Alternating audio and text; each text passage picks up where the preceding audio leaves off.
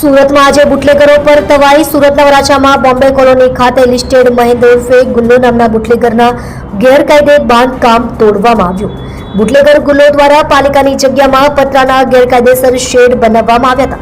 પાલિકા અને પોલીસના 100 જેટલા લોકો દ્વારા ડિમોલિશન હાથ ધરવામાં આવ્યું હતું, જેમાં ડીજીપી દ્વારા અપાયેલ નિર્દેશો પછી એક લિસ્ટેડ બુટલેગરોના ગેરકાયદેસર મકાન, ઇમારત, ગેરકાયદેસર શેડ તોડી પાડવા સુરત પોલીસ મેદાને ઉતરી છે. તમે જોઈ રહ્યા છો SD ન્યૂઝ ચેનલ ફેઝર શેખની સાથે.